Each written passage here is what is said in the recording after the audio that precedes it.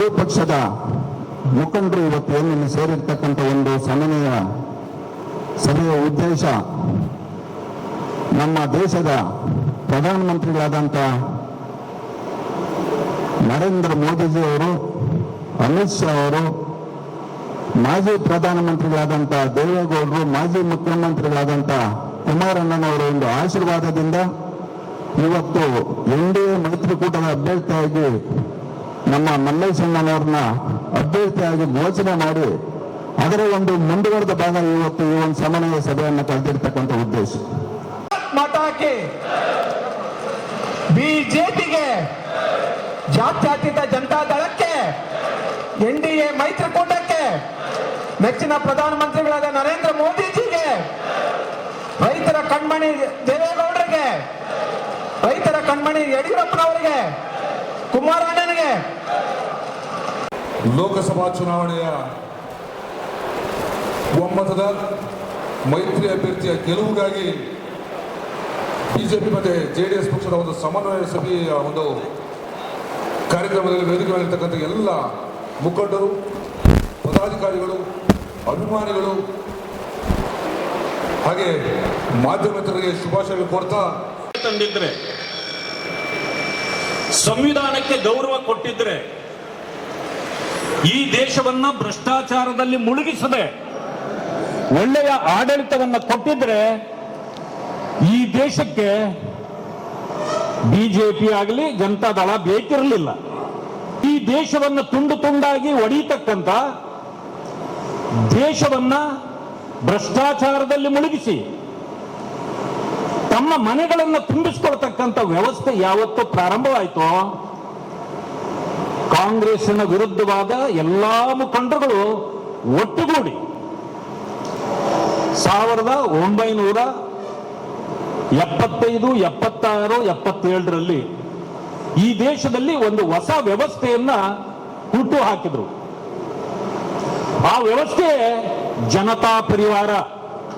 ಇವತ್ತು ಇಡೀ ಭಾರತ ದೇಶದಲ್ಲಿ ಯುವಕರಿಗೆ, ಯುವತಿಯರಿಗೆ 7 IIT ಸ್ಥಾಪನೆ ಮಾಡಿರ್ತಕ್ಕಂಥವ್ರು ಯಾರಾದ್ರೂ ಇದ್ರೆ ಇವತ್ತು ದೇಶದಲ್ಲಿ ನರೇಂದ್ರ ಮೋದಿ ಅವರು. ಇವತ್ತು ಇಡೀ ಭಾರತ ದೇಶದಲ್ಲಿ ಯುವಕರಿಗೆ, ಯುವತಿಯರಿಗೆ 17 ಏಮ್ಸ್ ಕೊಟ್ಟಿರತಕ್ಕಂಥವ್ರು ಯಾರಾದ್ರೂ ಇದ್ರೆ ನರೇಂದ್ರ ಮೋದಿ ಅವರು. ಪಕ್ಷಕ್ಕೆ ಸಮನ್ವಯತೆ ಇರಲಿ. ನಮ್ಮ ಪಕ್ಷಕ್ಕೆ JDS ಪಕ್ಷಕ್ಕೆ ಕೊಟ್ಟಿರೋದು 3 ಸೀಟು, 3ಕ್ಕೆ 3 ಸೀಟು ಕೂಡ ಕರ್ನಾಟಕದಲ್ಲಿ ಗೆಲ್ಲಿಸಬೇಕು. ಅದರಲ್ಲಿ ವಿಶೇಷವಾಗಿ ಈ ಒಂದು ಸೀಟನ್ನ ಹೆಚ್ಚಿನ ಬಹುಮತದಿಂದ ಗೆಲ್ಲಿಸಬೇಕು ಅಂತ ತಮ್ಮನ್ನ ಕೈಕಾಲು ಹಿಡಿದು ನಾನು ವಿನಂತಿ ಮಾಡಿಕೊಳ್ತೇನೆ, ಪ್ರಾರ್ಥನೆ ಮಾಡಿಕೊಳ್ತೇನೆ. ಯಡಿಯೂರಪ್ಪನಿಗೆ, ಕುಮಾರಸ್ವಾಮಿ ಅವರಿಗೆ ತಮ್ಮೆಲ್ಲರಿಗೂ ನಮಸ್ಕಾರ. ಈ ರಾಜ್ಯದಲ್ಲಿ ಕಾಂಗ್ರೆಸ್ ಕಾಣದೆ ಅಂತ ಆಗ್ತದೆ. ಕಾಂಗ್ರೆಸ್ಗೆ ಈಗಾಗಲೇ ಜನ ಶಾಪ ಆಗ್ತಾ ಇದ್ದಾರೆ.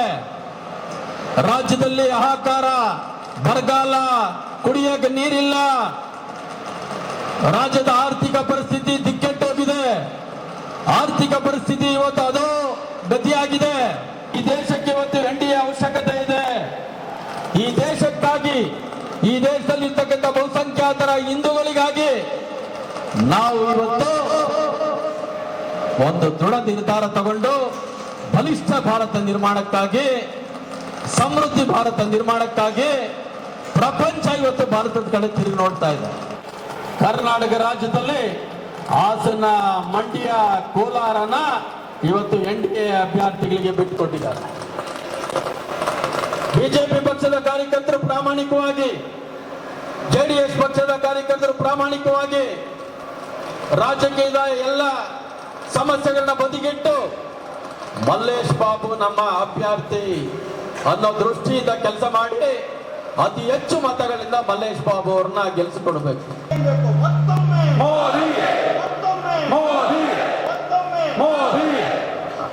ಬಹಳಷ್ಟು ಕ್ಷೇತ್ರಗಳಲ್ಲಿ ರಾಜ್ಯದಲ್ಲಿ ಬಂಡಾಯದ ಬಾವುಟ ಹಾರಾಡ್ತಾ ಇದೆ. ಹಾಗಾಗಿ ನಮ್ಮ ಕೋಲಾರದಲ್ಲಿ ಯಾವುದೂ ಕೂಡ ಇಲ್ಲ, ಆ ರೀತಿ ಕಾಣಿಸ್ತಾ ಇಲ್ಲ. ಹಾಗಾಗಿ ಮೊದಲನೇ ಗೆಲುವು ನಾವೆಲ್ಲ ಕೂಡ ಒಂದಾಗಿ, ಒಗ್ಗಟ್ಟಾಗಿ, ಪ್ರೀತಿಯಿಂದ ನಗ್ನಾಗ್ತಾ ಈ ಸಭೆಯಲ್ಲಿ ಸೇರಿರ್ತಕ್ಕಂಥದ್ದೇ ನಮ್ದು ಮೊದಲನೇ ಗೆಲುವು. ಇದು ಮಲ್ಲೇಶ್ ಬಾಬು ಅವರು ಗೆದ್ರೆ ನಮ್ಮ ಮಾಲೂರು ಮಂಜಣ್ಣ ಗೆದ್ದಂಗೆ, ಸಂಪನ್ನಣ್ಣ ಗೆದ್ದಂಗೆ, ವರ್ತೂರ್ ಪ್ರಕಾಶ್ ಗೆದ್ದಂಗೆ. ಇದು ತಾವೆಲ್ಲ ಕೂಡ ರಾತ್ರಿ ಹಗಲು ಇನ್ನು 25 ದಿವಸ ಲೋಕಸಭಾ ಚುನಾವಣೆ. ವರ್ತೂರ್ ಪ್ರಕಾಶ್ ಯಾರಿಗೂ ಫೋನ್ ಮಾಡಕ್ಕಾಗಲ್ಲ, ಮಲ್ಲೇಶ್ ಬಾಬು ಯಾರಿಗೂ ಫೋನ್ ಮಾಡಕ್ಕಾಗಲ್ಲ. ನಾನೇ ಮಲ್ಲೇಶ್ ಬಾಬು, ನಾನೇ ನರೇಂದ್ರ ಮೋದಿ, ನಾವೇ ಎಚ್ ಡಿ ದೇವೇಗೌಡ, ನಾವೇ ನಿಖಿಲ್ ಅಂತೇಳಿ ನೀವೇ ಸ್ವಯಂ ಪ್ರೇರಣೆಯಿಂದ ಇವತ್ತು ಕೆಲಸ ಮಾಡಬೇಕು.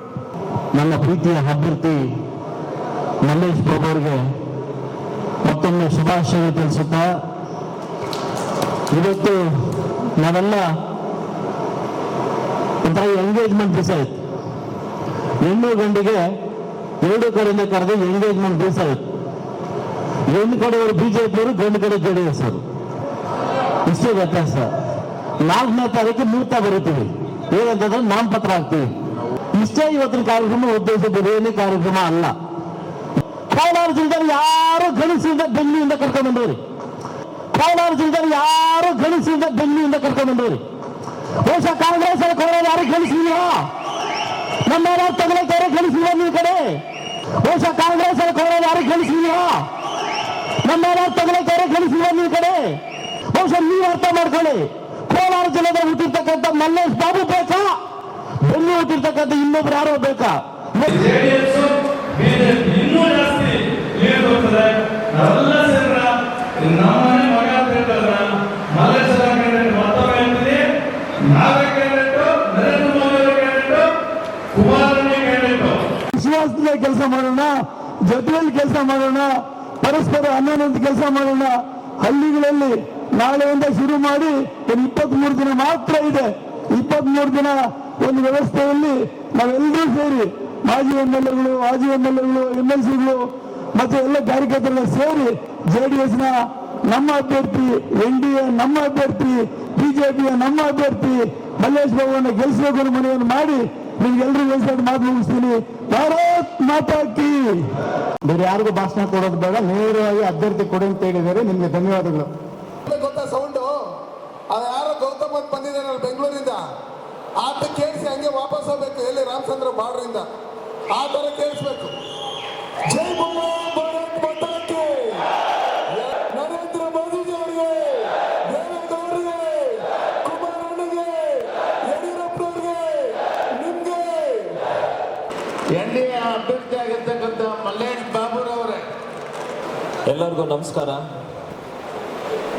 ಸಮಯ 2 ಗಂಟೆ ಆಗಿದೆ. ನೀವೆಲ್ಲ ಬಹಳ ಬೇಜಾರು ಮಾಡ್ಕೊಬಿಟ್ಟಿರ್ತೀರ.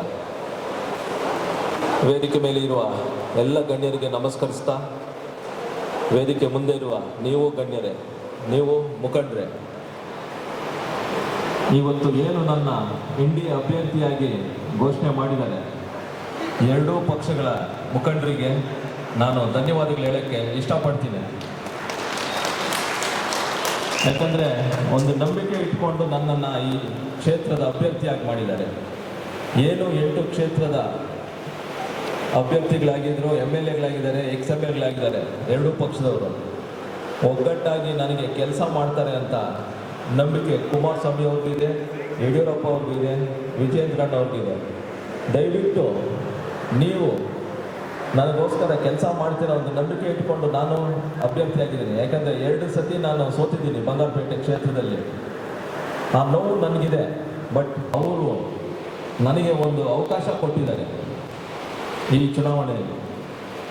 ಯಾಕಂದರೆ ನಿಮ್ಮ ಅಂದಿದ್ದಕ್ಕೆ ನಮಗೆ ಇದು ಅಭ್ಯರ್ಥಿಯಾಗಿ ನಾನು ಬಂದಿದ್ದಂಥ ಒಂದು ತಿಳುವಳಿಕೆ ನನಗಿದೆ ಅಂತ ನನಗೆ. ಅದರ ಜೊತೆ BJPಯವರು 8 ಕ್ಷೇತ್ರದ ಶಾಸಕರಾಗಿ ಏನು ನಿಂತಿದ್ರು ಎಲ್ಲರೂ ನನ್ನ ಹಿಂದೆ ನಿಂತ್ಕೊಂಡಿದ್ದಕ್ಕೆ ನಿಮಗೆಲ್ಲ ಧನ್ಯವಾದಗಳು ಹೇಳೋಕ್ಕೆ ಇಷ್ಟಪಡ್ತೇನೆ. ನೀವೆಲ್ಲ ನನಗೆ ಒಂದು ಒಳ್ಳೆಯ ಸುದ್ದಿ ಕೊಡ್ತೀರಾ ಅಂತ ನಂಬಿ ನಾನು ಈ ಚುನಾವಣೆಯಲ್ಲಿ ನಿಲ್ತಾ ಇದ್ದೀನಿ. ದಯವಿಟ್ಟು ನೀವು ಆ ಕೆಲಸ ಮಾಡ್ತೀರಾ ಅಂತ ಕೇಳಿ ನಂಬುತ್ತಾ ನಾನು 2 ಮಾತು ಮುಗಿಸ್ತಾ ಇದ್ದೀನಿ. ಜೈ ಹಿಂದ್, ಜೈ ಕರ್ನಾಟಕ. ವೀಕ್ಷಕರೇ, ಇಂತಹ ಹಲವಾರು ವಿಡಿಯೋಗಳು ನೋಡಬೇಕಾದ್ರೆ ಐಡಿಯಾ ನ್ಯೂಸ್ ಅನ್ನು ಸಬ್ಸ್ಕ್ರೈಬ್ ಮಾಡಿ, ಶೇರ್ ಮಾಡಿ, ಲೈಕ್ ಮಾಡಿ.